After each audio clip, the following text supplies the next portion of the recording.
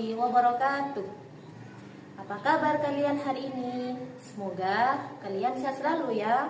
Anak-anak, kali ini Ibu akan mengajar pelajaran sejarah kebudayaan Islam. Nah, sebelum dimulai belajar, yuk kita sama-sama membaca doa terlebih dahulu. Berdoa dimulai.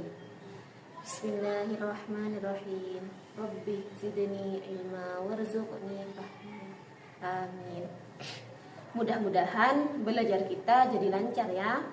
Baiklah, Ibu akan menjelaskan tentang kehidupan masyarakat Mekah sebelum Islam. Anak-anak, jadi secara bahasa, kata jahiliyah itu berasal dari kata jahun yang diturunkan dari kata dasar Arab, bahasa Arab, yaitu jahalah yang berarti bodoh. Ingat, jahlun itu artinya bodoh. Jahlun adalah bahasa Arab. Orang-orang Mekah dikenal sebagai bangsa pengembara yang nomaden. Apa itu nomaden? Nomaden itu adalah yang berpindah-pindah dari tempat satu ke tempat yang lain. Kalau dari segi keyakinan, bangsa Arab masa jahiliyah itu terbagi menjadi beberapa golongan. Ada 4 golongan. Apa saja golongan itu? Yang pertama adalah golongan yang mengingkari Sang Pencipta dan hari kebangkitan. Sedangkan golongan yang kedua, golongan yang mengakui adanya Tuhan namun mengingkari hari kebangkitan. Golongan yang ketiga adalah golongan penyembah berhala. Dan golongan yang terakhir adalah golongan yang mengikuti ajaran Yahudi dan ajaran Nasrani. Kenapa bangsa Arab dikatakan jahiliyah pada saat itu? Dikarenakan adanya yang pertama yaitu perbudakan. Dan yang kedua adalah karena adanya penindasan. Dan yang ketiga adalah mempercayai tahayul. Dan yang keempat adalah menyembah bebatuan. Dan masih banyak lagi yang lainnya. Dalam tradisi kebudayaan masa jahiliyah, pada saat itu terdapat hal-hal positif, yang mana diantaranya hal positif adalah tradisi keilmuan.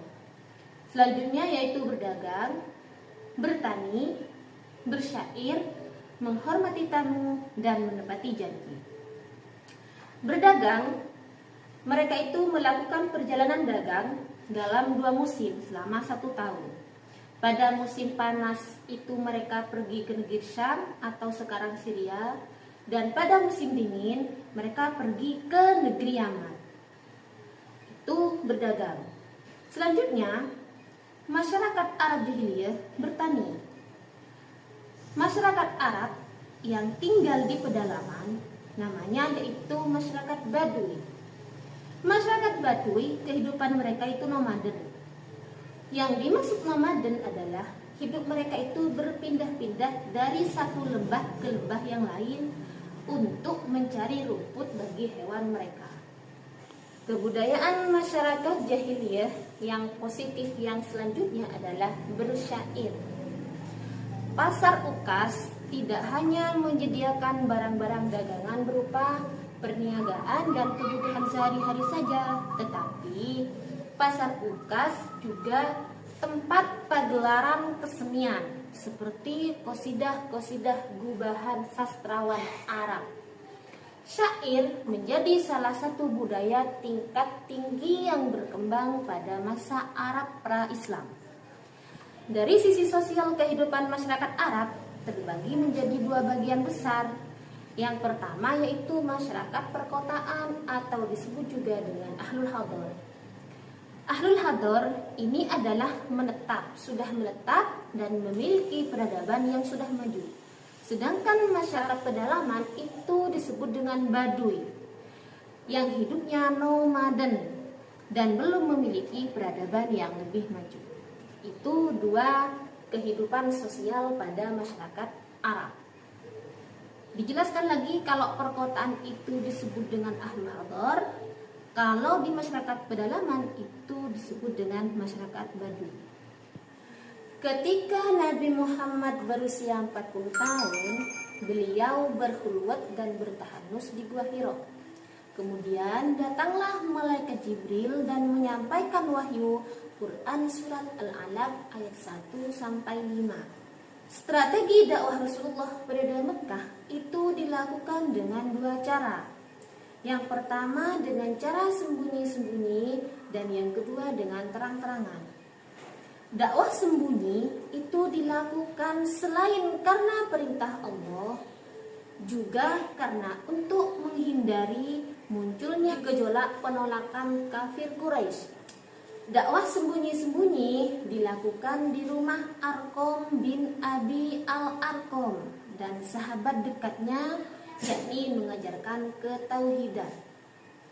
Orang pertama yang masuk Islam itu disebut dengan as-sabiqunal awwalun. Dakwah secara sembunyi-sembunyi ini berlangsung selama 3 sampai 4 tahun. 4 tahun pertama itu merupakan masa Rasulullah mempersiapkan diri, menghimpun kekuatan dan mencari pengikut setia. Masa kenabian itu adalah sejak Rasulullah menerima wahyu yang pertama.